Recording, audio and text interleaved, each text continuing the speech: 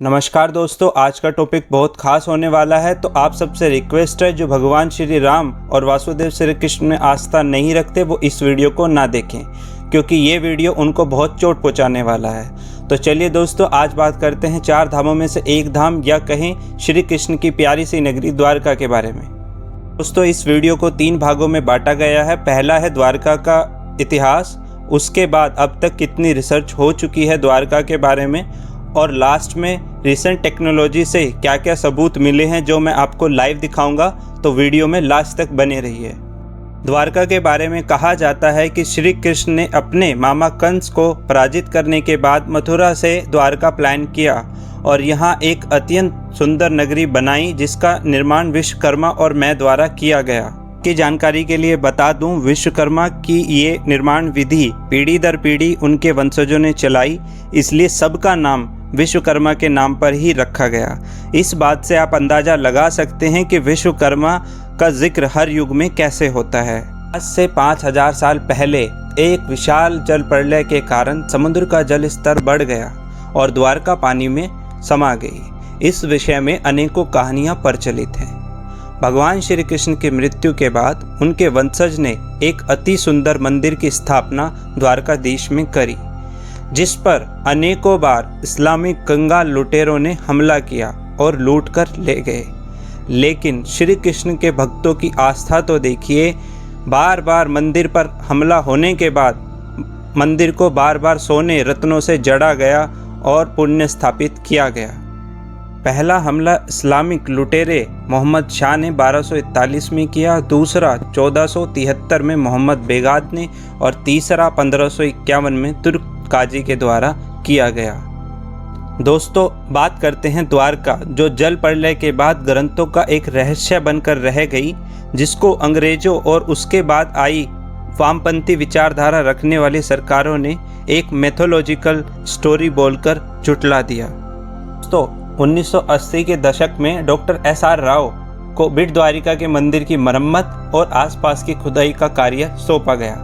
खुदाई के दौरान डॉक्टर राव को एक प्राचीन मंदिर के अवशेष मिले, जिसके बाद उनकी जिज्ञासा बढ़ गई और उन्होंने महाभारत और पुराणों के हिसाब से समुद्र में द्वारका को ढूंढने की तैयारी शुरू की। इतने विशाल समुद्र में रिसर्च करना कोई आसान काम नहीं था, लेकिन कुछ महीने और निरंतर प्रयास के बाद डॉक्टर राव को समुद्र में हजारों साल से दबा इतिहास मिला। बड़े बड़े ट्रायंगल शेप पत्थर, द्वारका की मुद्राएं, जिनका जिक्र महाभारत पुराणों में किया गया है। ये मुद्राएं हर एक द्वारकावासी के पास होती थी, या यूं कहें ये द्वारका में एंट्री करने का एक पास होता था। बेट द्वारका की साइट से मिले अवशेषों की कार्बन डेटिंग की गई, जिससे पता लगा कि ये लगभग 5000 साल से इसी समुद्र में पड़े हैं। हमारा दुर्भाग्य तो देखिए कि उस समय की वामपंथी सरकारों ने आगे की रिसर्च के लिए फंडिंग रोक दी। भला जिन्होंने पुरुषोत्तम श्री राम को नहीं माना, जिन्होंने उनके होने के प्रमाण मांगे, वो ये होता कैसे देख सकते थे। लेकिन दोस्तों, जो इतिहास सिर्फ किताबों की धूल बनकर रह गया, उसका सूर्य उदय एक बार फिर होगा। आज मैं इस वीडियो के माध्यम से द्वारका की कुछ अनडिस्कवर्ड साइट्स को रिवील करूंगा, जो हमारे सामने होते हुए भी हम उन्हें नहीं देख पा रहे हैं। आप इस पिक्चर में देख सकते हैं, जहां डॉक्टर राव ने रिसर्च की थी वो एरिया मैप में रेड सर्कल में दिखाया गया है, लेकिन प्राचीन द्वारका इस ग्रीन सर्कल में है, जिसके होने के कुछ सबूत मैं आपको दिखाने वाला हूं। लेकिन उससे पहले ये देख लेते हैं कि किस पुराण और ग्रंथ में द्वारका का जिक्र है। ये आप देख सकते हैं, श्रीमद् भागवत में द्वारका के बारे में निम्न बातें लिखी हैं। महाभारत में कुछ बातें हाईलाइटेड करने वाली हैं, जैसे द्वारका के पास सरस्वती नदी थी, जो आज से लगभग 3000 वर्ष पूर्व सूख गई थी, जिसका जिक्र ऋग्वेदा में भी है और जिसके अवशेष सैटेलाइट से रिसेंट रिसर्च में मिले हैं। और हाईलाइटेड पॉइंट है अर्जुन का द्वारका भ्रमण। सबसे ज़्यादा अगर किसी पुराण में द्वारका नगरी के बारे में लिखा है वो है हरिवंश पुराण, और हरिवंश पुराण में कही गई सारी बातें मैं आपको लाइव दिखाऊंगा। जैसा कि आप हरिवंश पुराण में देख सकते हैं, द्वारका विश्वकर्मा और मैं द्वारा निर्मित का जिक्र मैंने वीडियो के शुरू में किया है। कुछ बातें और भी ध्यान देने की हैं, जैसे विस्तृत दीवार से घिरी, द्वारका को विस्तृत दीवार से घिरी बताया गया है। द्वारका में सरोवर युक्त मंदिर थे और महाभारत में भी ये कहा गया है कि द्वारका में अनेक द्वीप होने के कारण उसे अनंत द्वीप कहा गया है। और एक प्राचीन ग्रीक साहित्य पेरिप्लस ऑफ द अरेथियन सी में द्वारका के मुख्य 7 द्वीप होने का वर्णन है। क्योंकि ये नगरी उस समय में महान आर्किटेक्ट विश्वकर्मा जी के द्वारा निर्मित है, तो उन्होंने इस नगरी को कुछ नेचुरल शेप में डिवाइड किया है, चाहे फिर वो कोई जानवर के आकार में हो या किसी पवित्र वस्तु। पिक्चर के माध्यम से मैं आपको द्वारका के कुछ द्वीप दिखाऊंगा। तो सबसे पहले देखते हैं गोमुख द्वीप। गाय के मुख के आकार में बना ये सुंदर विशाल द्वीप, जो हमारे सामने होते हुए भी आज तक हम इसके बारे में समझ नहीं पाए हैं। और इसके बाद देखिए शंख द्वीप, जो शंख के आकार का दर्शाया गया है। अब 2 पिक्चर्स देखिए जो लेटेस्ट एनालॉग टेक्निक से ली गई हैं। एनालॉग टेक्निक एक ऐसी टेक्निक है जो हमें 100 मीटर तक समुद्र का पानी हटाकर नीचे की ज़मीन दिखा सकती है।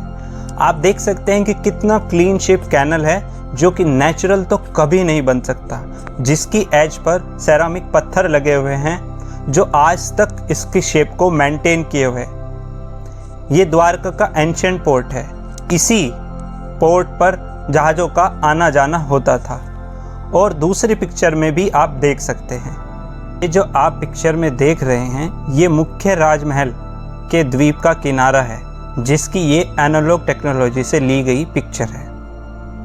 तो दोस्तों, अब मैं आपको लेके चलता हूँ लाइव वीडियो में, जिसमें कि मैं आपको ये सारी चीज़ें मैप पर कहाँ कहाँ स्थित हैं वो आपको दिखाऊंगा। तो चलिए दोस्तों, मैप में चलते हैं।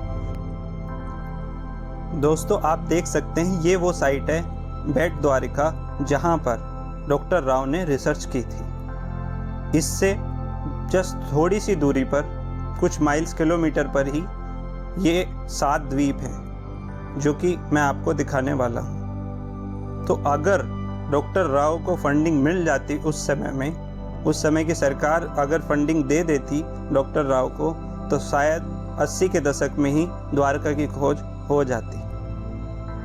तो दोस्तों, आप देख सकते हैं ये है वो गोमुख द्वीप,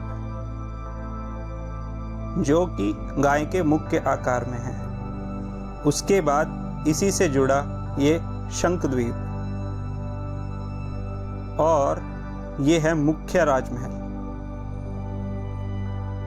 आपकी जानकारी के लिए बता दूं, इस राजमहल और इन द्वीपों को मोंगे या कोरल जिसे हम कहते हैं, जो कि एक समुद्री वनस्पति है, उसने घेरा हुआ है। तो इसीलिए आप इसकी शार्प एजेस देख सकते हैं। जैसा कि हरिवंश पुराण में जिक्र है कि द्वारका में जो तालाब होते थे उनमें मंदिर थे, तो वो मैं आपको लाइव दिखाने वाला हूँ। तो आप ज़रा ध्यान से देखिए। यहाँ पर आप देख सकते हैं ये एक तालाब है, जिसके इस पॉइंट पर आप देख सकते हैं कि ये एक मंदिर है।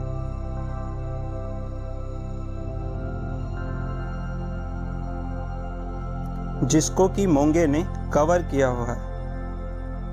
और आपको मैं एक और तालाब के पास लेके चलता हूं। ये देखिए, ये एक और तालाब है। जैसा कि हरिवंश पुराण में कहा गया है कि वहां पर अनेकों तालाब थे और जिसमें कि मंदिर थे। तो ये जो पार्ट है, ये पर्टिकुलर जो पार्ट है, इसी में मंदिर स्थित है। इसको मोंगे ने चारों तरफ से कवर किया हुआ है। रिसेंट रिसर्च के मुताबिक ये मोंगा लगभग 5123 साल से इस मिट्टी पर लगा हुआ है।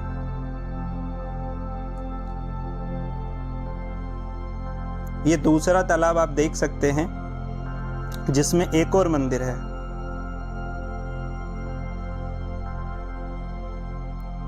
आपको एक और द्वीप में दिखाता हूं।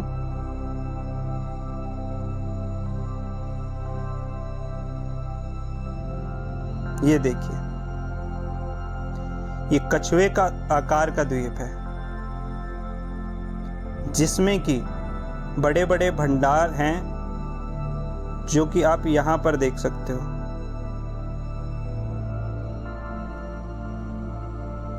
ये वो बंदरगाह हैं, ये वो पोर्ट्स हैं जो कि मैंने आपको वीडियो में दिखाए। और ये कछुए के आकार का एक द्वीप है। जैसा कि मैंने बताया कि विश्वकर्मा ने इनको डिज़ाइन नेचुरल स्ट्रक्चर में किया था, जो कि आप देख सकते हैं। ये टोटली अंडर वाटर हैं, लेकिन कुछ हिस्से हैं जो अबव द सी लेवल हैं, जैसा कि आप ये देख सकते हैं।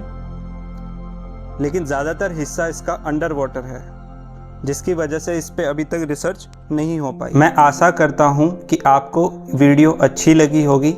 इस वीडियो में दिखाई गई एनालॉग टेक्निक की पिक्चर श्री बीरेंद्र झा द्वारा लिखी गई पुस्तक डिस्कवरी ऑफ लॉस्ट द्वारका से ली गई है, तो इसका श्रेय उन्हीं को जाता है।